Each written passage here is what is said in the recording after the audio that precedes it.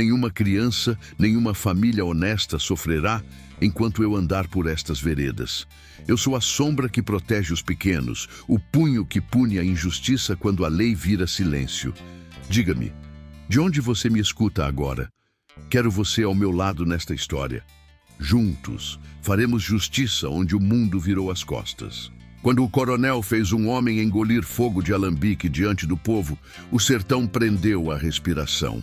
Foi humilhação sem grito, só o estalo da garrafa e olhos baixos. Mas esta noite terá resposta. A poeira vai levantar justiça e o medo vai aprender uma coisa. Lampião vive, salva e pune os pervertidos. Ainda era noite quando Lampião pisou o terreiro da fazenda às margens do Pajeú, entre serra talhada e floresta. O vento trazia cheiro de couro, querosene e terra fria, e a lamparina tremia como quem adivinha desfecho.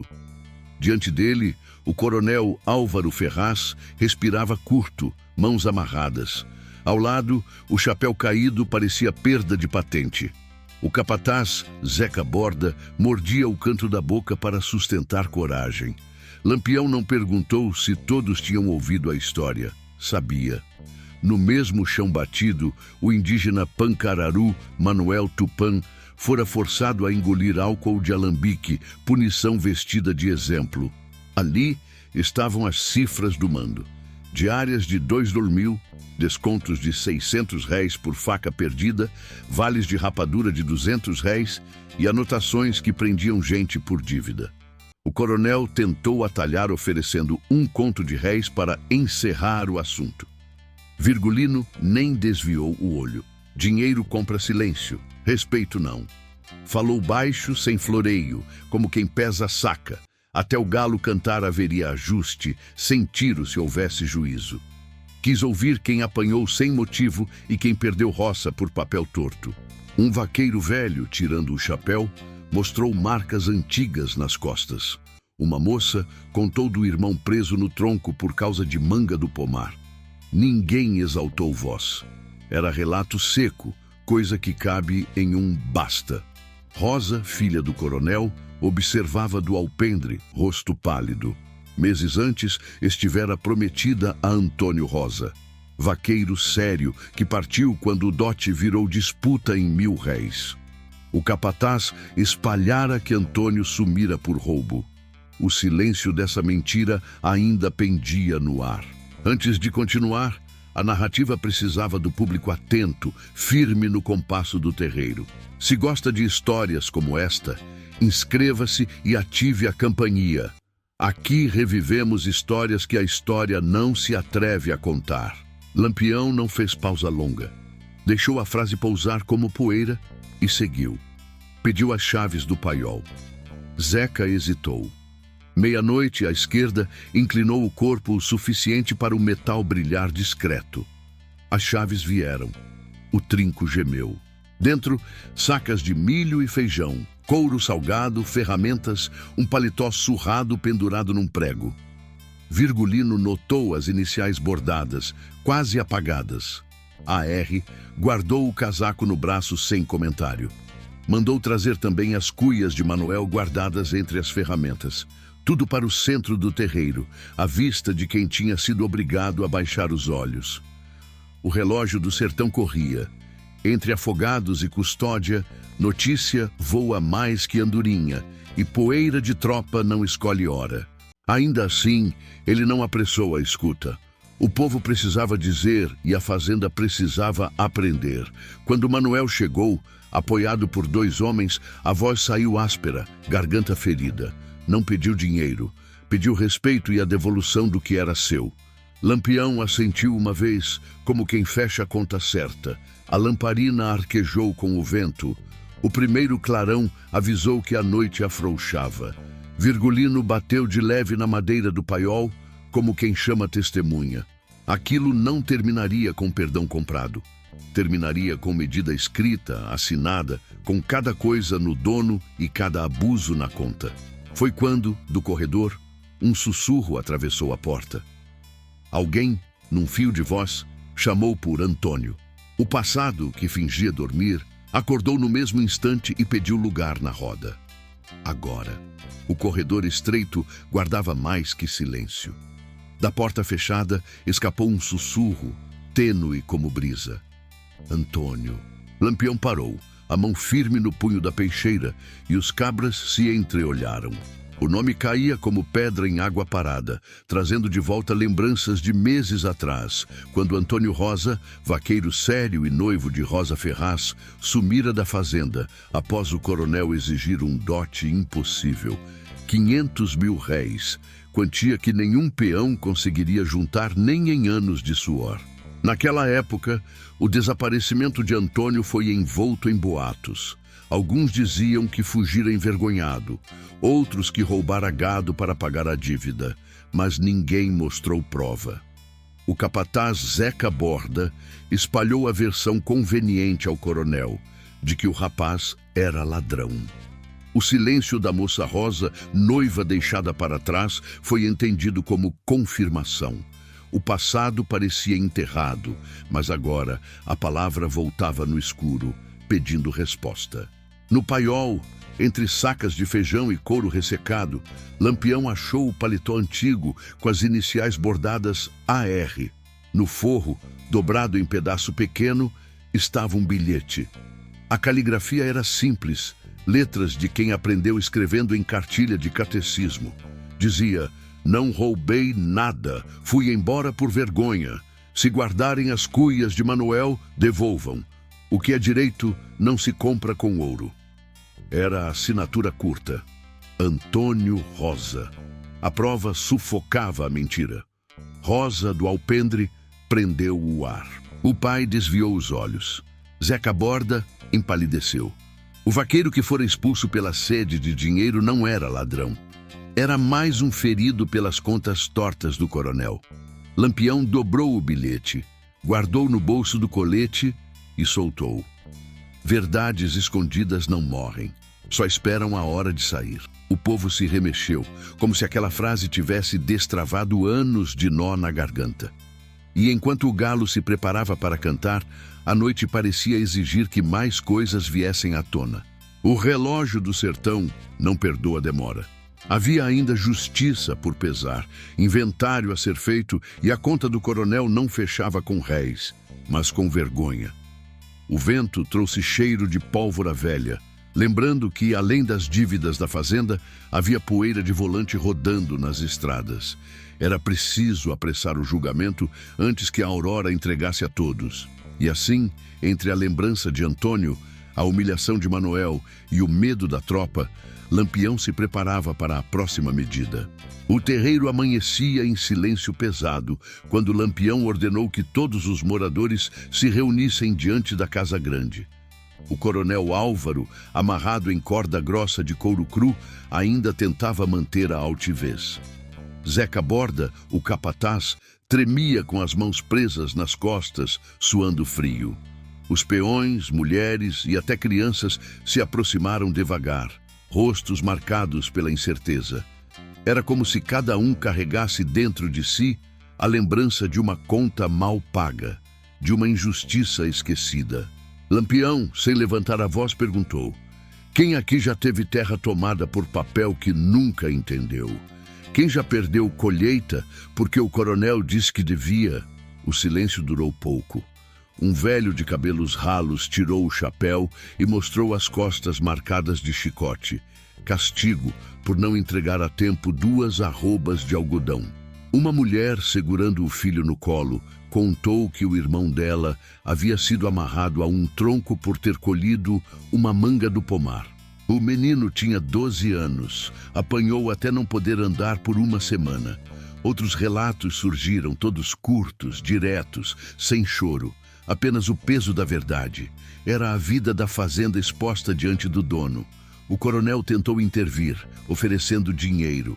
Falou em dar 2 contos de réis, gado, até metade da propriedade, desde que Lampião fosse embora e deixasse tudo como estava. Mas a proposta caiu no ar como pedra em cacimba seca. Virgulino respondeu firme: "Dinheiro compra silêncio, não compra respeito. E o que foi perdido aqui não se mede em 1000 réis." Foi então que Manuel Tupã, o indígena humilhado na noite anterior, chegou apoiado em 2 companheiros. Ainda estava fraco, voz rouca, mas quando ficou diante do coronel, ergueu o rosto. Não pediu ouro, nem terra. Disse apenas: quero de volta minhas cuias. O que é meu, que seja respeitado. O resto a terra dá. O pedido simples cortou mais fundo do que qualquer discurso. Lampião assentiu com a cabeça. Mandou abrir o paiol. O trinco rangeu e diante de todos saíram as sacas de milho, feijão, couro e ferramentas, inclusive as cuias de Manuel.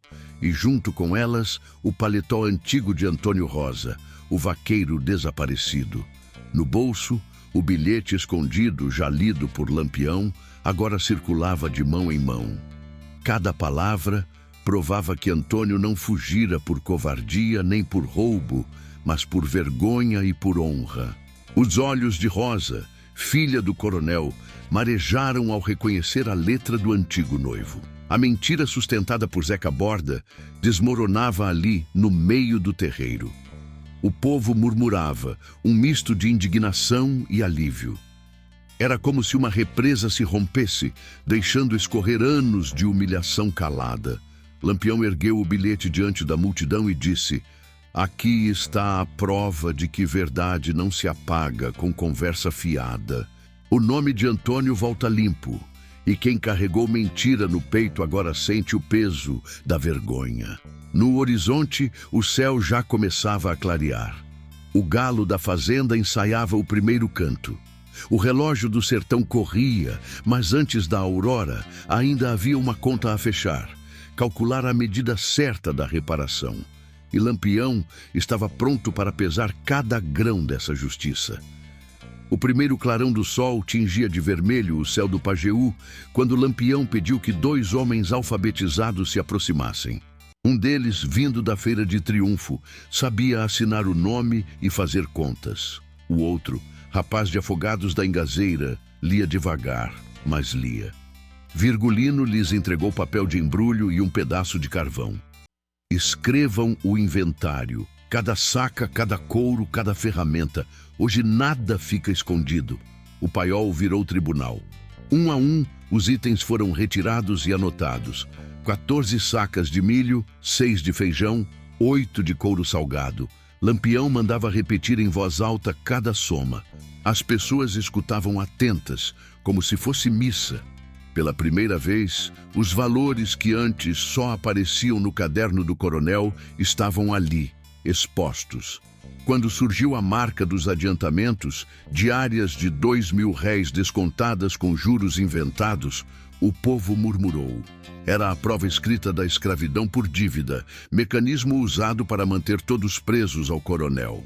O capataz Zeca Borda tentou intervir, dizendo que era lei. Lampião avançou 2 passos, os olhos faiscando. Lei não é papel torcido para prender pobre. Lei é respeito, e respeito se escreve com verdade, não com engano. Zeca encolheu. As cuias de Manuel foram entregues de volta. O indígena as segurou firme, como quem resgata não apenas o objeto, mas a própria dignidade. Lampião olhou para ele e disse: hoje o que é seu volta às suas mãos. Que sirva de exemplo. Direito não se compra, se guarda. A assembleia crescia. Um grupo de mulheres pediu a palavra. Falaram da necessidade de abrir a sala da Casa Grande para escola e reunião. Não queremos só comida, queremos que nossos filhos aprendam a ler para não ficarem reféns de caderno de conta. Lampião assentiu. Está decidido. Aos domingos o padre terá o altar, mas nos outros dias a sala será de vocês. O coronel, agora sem fala, assistia à própria autoridade ser desmontada diante do povo. Tentou uma última cartada, oferecendo mais dinheiro. Prometeu ceder 2 contos de réis e um lote de gado para encerrar a questão.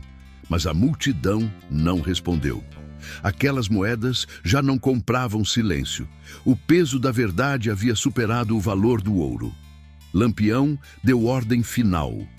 Zeca não seria morto nem chicoteado, mas viveria sem mando, sob ordens dos próprios peões, fazendo serviço pesado. Quem bate sem razão aprende no cabo da enxada. Essa é a pena. A decisão foi recebida com murmúrios de aprovação. Justiça feita não pelo sangue, mas pela medida certa. No horizonte, poeira ergueu-se na estrada que vinha de Custódia. Alguém murmurou: "São volantes." Lampião ergueu a mão, pedindo silêncio. O galo cantou firme, lembrando a todos que o prazo acabava. Era hora de encerrar, mas ainda restava deixar um sinal claro de que a conta do coronel Álvaro Ferraz estava fechada.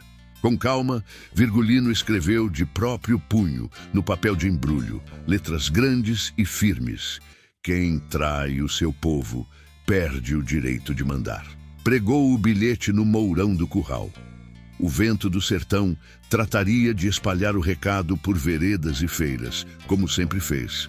E antes de montar no cavalo, lançou o olhar para Rosa, a filha do coronel.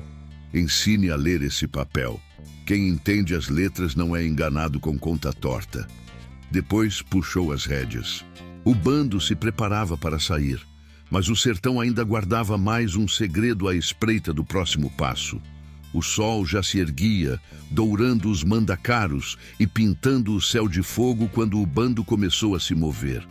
O terreiro estava quieto, só o mugido das vacas quebrava o silêncio.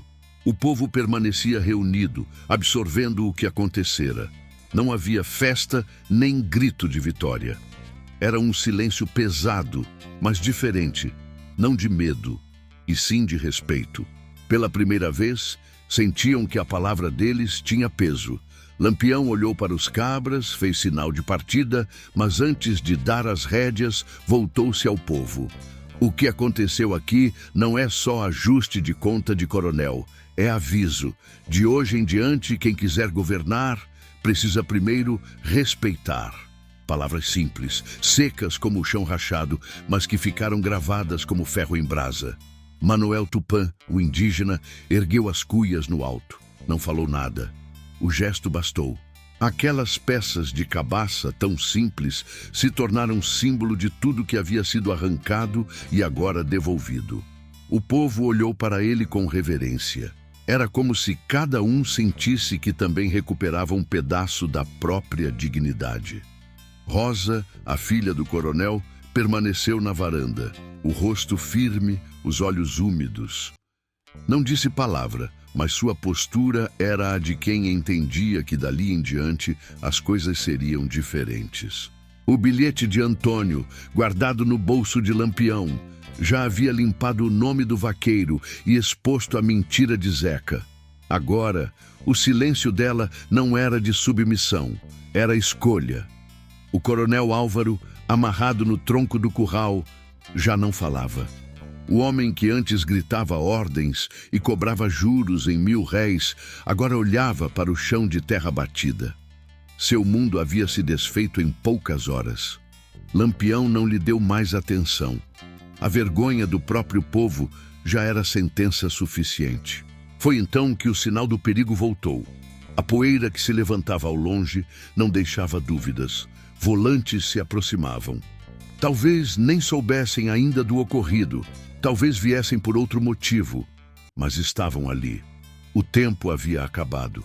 Lampião fez sinal rápido com a mão. Os cabras montaram sem barulho, ajeitando cartucheiras e chapéus de couro. Não havia correria, apenas método. O bando inteiro se movia como engrenagem de relógio, cada um sabendo o seu lugar. Antes de partir, Virgulino fincou os olhos no povo mais uma vez. Defendam o que conquistaram. A justiça que começa hoje só dura se vocês sustentarem. A frase caiu como semente em terra seca. Com as primeiras passadas dos cavalos, levantou-se poeira fina. O som das esporas e o ranger das selas se misturaram ao canto distante das cigarras, anunciando o calor do dia. O bando seguiu em fila, sumindo pelas veredas estreitas de Xique-Xique e Juazeiro. No terreiro, ninguém se moveu até que a poeira baixasse. Foi só então que Jacinto, um dos peões mais velhos, falou em voz baixa. "Agora é com a gente." As palavras ecoaram fundo. O rastro de Lampião desaparecia no horizonte, mas a marca do que ele deixara ficaria ali, gravada no povoado. E quando a tropa chegasse, não encontraria submissão, mas homens e mulheres que aprenderam, naquela madrugada, que respeito não se compra, se conquista. A tropa chegou com o sol já alto, cavalgando em fila pelo caminho de Custódia. 10 homens de farda azul, chapéus de feltro, rifles Mauser pendurados nos ombros. O barulho dos cascos ecoava nas pedras secas da vereda. Ao verem a poeira, o povo da fazenda se ajeitou. Não houve correria nem alvoroço, apenas uma ordem silenciosa de que ninguém abriria a boca sobre o que se passara horas antes. Os soldados desceram dos cavalos exigindo respostas. Perguntaram pelo coronel, pelo sumiço do capataz, pela movimentação da madrugada. Os peões se entreolharam e responderam com calma: não vimos nada. Por aqui só teve reza para Santo Antônio e o galo cantando cedo. Era verdade pela metade, mas era a verdade que cabia no momento. O coronel, encolhido e ainda preso, tentou gritar, mas a própria vergonha lhe tirava o fôlego. Zeca Borda, colocado a trabalhar sob vigilância dos outros, não teve coragem de abrir a boca. A tropa olhou em volta desconfiada, mas não encontrou sinal de combate nem de tiros. Não havia corpos nem sangue, apenas rastros de cavalos que podiam ser de qualquer vaqueiro. Os soldados revistaram o paiol e a casa grande. Viram os sacos de milho alinhados, as ferramentas separadas e uma mesa improvisada, onde ainda estavam as anotações do inventário feito por Lampião. Mas os papéis estavam em branco diante dos olhos deles. Eram só riscos de carvão que não diziam nada a quem não sabia a história. No alpendre, Rosa encarava a tropa com firmeza. Quando um dos soldados a questionou sobre a madrugada, respondeu apenas: aqui a gente trabalha, aqui não teve briga, só festa de Santo Antônio se aproximando. O resto é conversa de estrada. Sua voz não tremia. E os homens, sem prova em mãos, não puderam forçar. Diante da falta de respostas, os soldados montaram novamente e seguiram viagem. A poeira que levantaram se misturou à do bando que já estava longe, como se o vento tratasse de apagar os rastros. Quando a tropa sumiu no horizonte, o povo respirou aliviado. Foi Jacinto quem falou. Hoje aprendemos que a força maior não vem de fuzil nem de 1000 réis. Vem da coragem de segurar a língua e sustentar a verdade. As pessoas assentiram em silêncio. Naquele mesmo dia, começaram os preparativos para transformar a sala da Casa Grande em escola. Bancos de madeira foram improvisados, um quadro foi pendurado na parede e se combinou que aos domingos a sala seria da missa, mas nos outros dias seria das letras. O povo não queria mais depender de conta ditada em caderno de coronel. Queriam ler, escrever e entender por si mesmos. A justiça do sertão não deixou marcas de pólvora, mas deixou sementes. E o povo sabia, se conseguissem manter o que foi conquistado naquela madrugada, nenhum coronel, por mais rico que fosse, voltaria a pisar neles como antes. O vento quente correu pelo Pajeú, espalhando murmúrios. Nas feiras de Serra Talhada e nas bodegas de floresta, logo se contaria a história da fazenda em que um coronel perdeu o mando, não pelo tiro, mas pelo peso da vergonha. Os meses seguintes provaram que a madrugada de Lampião naquela fazenda não foi um episódio isolado, mas o início de uma mudança silenciosa. A notícia correu pelas veredas como vento em catingueira seca. Na fazenda de Custódia, o coronel foi desarmado e o povo tomou conta. Não havia quem não repetisse a história nas feiras de Serra Talhada, nas bodegas de floresta, nos caminhos de peregrinos rumo a Juazeiro. O dinheiro do coronel, guardado em baús de madeira, foi usado de forma diferente. Em vez de festas para aliados ou compra de armas contra os próprios peões, parte foi convertida em mantimentos, farinha, sal e feijão distribuídos entre as famílias. Outra parte foi guardada para trazer um professor de triunfo, homem simples, mas que sabia ensinar leitura e conta. Os meninos e meninas da fazenda, que antes só conheciam o cabo da enxada, passaram a rabiscar as primeiras letras em folhas manchadas de carvão. As referências bíblicas que o povo carregava desde sempre também ganharam um novo sentido. As mulheres diziam que Lampião havia sido como um Moisés de chapéu de couro, abrindo passagem em meio ao deserto de injustiça. Outros comparavam o coronel humilhado a Nabucodonosor, derrubado de seu trono pela força do próprio orgulho. Nas rezas da noite, entre um Pai Nosso e uma Ave Maria, misturava-se o comentário de que o sertão estava aprendendo uma lei mais dura que qualquer mandado de juiz. Com o tempo, a fazenda recebeu novos moradores. Viajantes em busca de terra se instalaram, vaqueiros fugidos de coronéis se juntaram às famílias e, pouco a pouco, a propriedade virou quase uma vila. O nome mudou. Ninguém mais chamava pelo título do antigo dono. Agora diziam Fazenda Liberdade, e aquele batismo pegou. Lampião nunca mais voltou ali, mas sua sombra permanecia. Nas conversas de alpendre, lembrava-se do silêncio dele diante do coronel ajoelhado, da calma com que deu voz ao povo e do peso de cada palavra dita naquela noite. Não foi apenas vingança, foi uma lição. E cada homem e mulher que viveu a cena carregava isso como lembrança viva. Quando os anos trouxeram novas batalhas do cangaço, muitos dos jovens daquela terra seguiram para o bando, não por sede de sangue, mas pelo desejo de lutar contra a mesma injustiça que viram ser desfeita. Outros ficaram, cuidando das roças e da escola, preservando a memória. Assim, o sertão aprendeu que a justiça podia vir a cavalo, na madrugada, sem disparo de bala. E que, às vezes, a vergonha de um coronel diante de sua gente valia mais que qualquer sentença escrita em papel de cartório. A história da Fazenda Liberdade atravessou décadas como aviso e inspiração. E até hoje, quem caminha por aquelas terras ainda ouve dos mais velhos. Foi ali que o povo se levantou e Lampião mostrou que nenhum poder é eterno quando é construído sobre a humilhação. Anos depois, quando o sertão já guardava novas cicatrizes e o nome de Lampião ecoava nas páginas dos jornais do Recife e do Rio, a lembrança daquela madrugada na Fazenda Liberdade ainda surgia como uma chama teimosa nas conversas de feira e nos bancos de igreja. O coronel Custódia, humilhado diante do próprio povo, nunca recuperou o prestígio. Seus herdeiros, envergonhados, venderam o pouco que restava da propriedade e se recolheram à capital. O povo, porém, permaneceu. A escola cresceu, a vila se firmou, e os antigos trabalhadores agora decidiam em assembleia, à sombra de um juazeiro, sobre partilhas, colheitas e até disputas de cerca. O que antes era terra marcada por medo, tornou-se lugar de memória viva.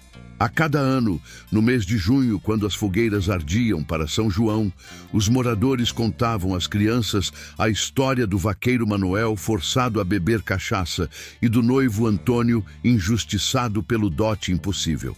E no desfecho, repetiam em coro: foi Lampião quem deu voz a esse povo.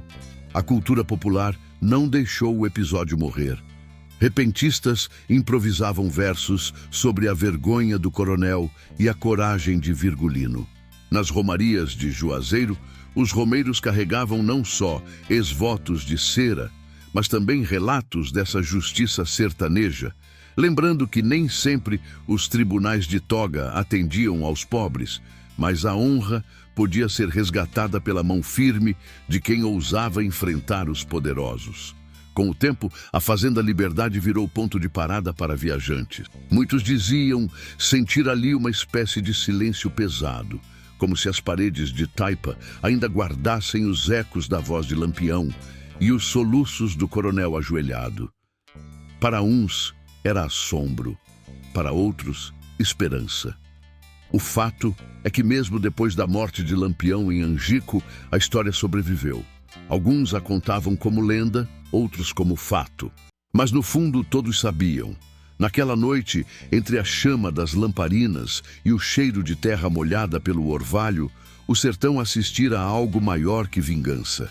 Assistira à prova de que a dignidade não se vende, nem por dinheiro, nem por medo. E assim, no coração áspero do Nordeste, a Fazenda Liberdade tornou-se lembrança e aviso. Todo o poder pode ruir quando é erguido sobre a humilhação. E a voz do povo, mesmo sufocada por anos, sempre encontra quem a faça ecoar. Foi essa a herança que Lampião deixou, mais forte do que ouro, mais duradoura do que bala. A certeza de que no sertão justiça pode tardar, mas chega firme no galope da madrugada. Com o passar das décadas, a história da Fazenda Liberdade deixou de ser apenas um relato contado ao redor da fogueira e se transformou em referência de resistência. Nas feiras de Caruaru, nos mercados de Juazeiro, até mesmo nas ruas de Salvador, viajantes e cantadores transmitiam o episódio como se fosse parte das escrituras não escritas do sertão. Assim como o povo citava o Êxodo para lembrar da libertação de Israel, falava-se de Lampião naquela madrugada como exemplo de que a opressão, cedo ou tarde, encontra o peso da resposta. O dinheiro, que tantas vezes fora motivo de divisão e traição no cangaço, tornou-se símbolo também dessa memória. Diziam que os 500 mil réis exigidos a Antônio Rosa jamais voltaram a circular naquelas terras. O valor, irreal para um vaqueiro, era lembrado como prova de que certas dívidas nunca foram sobre moedas, mas sobre orgulho e poder. Nas pregações dominicais, alguns padres mais ousados recordavam a parábola do servo cruel, alertando que quem cobra com injustiça acaba provando do próprio veneno. Na Fazenda Liberdade, agora vila consolidada, o tempo trouxe novas gerações. Crianças cresciam ouvindo de seus avós que ali, um dia, o povo fora chamado a falar sem medo, quebrando séculos de silêncio. Os jovens, ao pegarem a enxada, sentiam que trabalhavam em terra abençoada pelo suor de quem não aceitou mais ser tratado como gado. As mulheres, que antes se calavam diante dos coronéis, agora tinham espaço nas decisões comunitárias, lembrando o exemplo de Rosa e de Soledade, vozes firmes que se ergueram naquela noite. Mesmo depois de 1938, quando a notícia da emboscada em Angico correu o sertão e muitos choraram o fim de Lampião, a lenda não se apagou. Ao contrário, ganhou força. Para alguns, Virgulino era apenas um fora da lei, abatido pela polícia. Para outros, era herói que expôs as feridas do Nordeste. E para quem viveu ou ouviu sobre a Fazenda Liberdade, não restava dúvida. Naquela noite, ele não agiu como cangaceiro apenas, mas como juiz do sertão, entregando a cada um o peso de seus atos. O sertão seguiu duro, marcado por seca, fome e política de compadres. Mas de tempos em tempos, quando um fazendeiro tentava esmagar seu povo com dívidas injustas ou castigos cruéis, sempre surgia alguém que lembrava em voz baixa: "Cuidado, coronel. O vento do sertão tem memória e Lampião ainda cavalga nas histórias." E assim, geração após geração, a justiça da madrugada ficou gravada não só nas palavras, mas na forma como aquele povo passou a se enxergar. Não mais como servos sem voz, mas como comunidade capaz de decidir, capaz de se levantar. Uma semente plantada em sangue, dor e coragem, que fez brotar, mesmo no chão pedregoso do Nordeste, a certeza de que dignidade é herança que não se vende. E foi assim que, com o tempo, a Fazenda Liberdade deixou de ser apenas um ponto no mapa do sertão e se transformou em símbolo. Quem passava por lá dizia sentir um silêncio diferente, não de abandono, mas de respeito. As paredes de taipa já não existiam como antes. O casarão do coronel se desmanchou em ruínas, mas a memória permanecia firme, como cicatriz que não some. Em dias de feira, repentistas cantavam a história de Manuel, o vaqueiro que foi forçado a beber aguardente em castigo, e de Antônio Rosa, expulso da fazenda por um dote impossível. Nos versos, Lampião surgia não só como chefe de cabras, mas como justiceiro que fez um coronel se ajoelhar diante do próprio povo. O povo escutava e repetia, e a história se espalhava como um rosário de contas, passando de mão em mão, de boca em boca. Os mais velhos, quando sentavam à sombra do juazeiro, falavam da noite em que a comunidade inteira foi chamada a testemunhar, e de como, pela primeira vez, a voz dos pobres teve peso. Recordavam que não houve tiro, nem bala de fuzil, mas uma justiça seca, de palavra e vergonha, que marcou mais fundo que ferida de punhal. As gerações seguintes cresceram com essa lição entranhada. Ao trabalhar a terra, os netos e bisnetos dos peões sabiam que estavam em solo que já tinha sido regado não apenas pelo suor, mas também pelo ato de resistência. Nas festas de São João, além do milho e da fogueira, havia sempre alguém que puxava a cantiga lembrando a madrugada de Lampião. Mesmo quando a história de Virgulino ganhou contornos de lenda, cercada por exageros e invenções, naquele pedaço de chão todos mantinham a narrativa simples. Lampião entrou, ouviu, julgou e fez justiça. Nada de fantasias, nada de milagres. Apenas a lembrança real de um homem que, entre vingança e heroísmo, escolheu expor a verdade e deixar o povo falar. E essa verdade, carregada de dor, humilhação e coragem, atravessou os anos como aviso. Aviso de que nenhum poder dura para sempre, de que o dinheiro não compra a consciência e de que o sertão, mesmo castigado pela seca, sabe guardar na memória o momento em que a dignidade de um povo falou mais alto que a arrogância de um coronel. Décadas se passaram, mas a lembrança da Fazenda Liberdade nunca se apagou do coração do povo sertanejo. Aquela noite em que Lampião se fez juiz marcou não apenas uma comunidade, mas também o imaginário de todo o Nordeste. Ali, diante de homens e mulheres acostumados ao silêncio, o coronel foi desarmado não pelo peso de balas, mas pela vergonha diante dos que explorava. A humilhação virou símbolo e ensinamento. Nenhum poder é eterno quando se ergue sobre o medo e a opressão. Os filhos e netos dos trabalhadores transformaram o que restou da fazenda em vila. O casarão virou escola. Os currais cederam lugar a roçados coletivos. E as terras, antes disputadas, passaram a ser partilhadas em assembleia, à sombra do mesmo juazeiro que servia de ponto de encontro. As festas juninas ganharam novo sentido. Além das quadrilhas e fogueiras, sempre havia o momento de recordar a história, como se fosse mandamento a ser repetido de geração em geração. A narrativa também encontrou espaço nas cantigas de feira.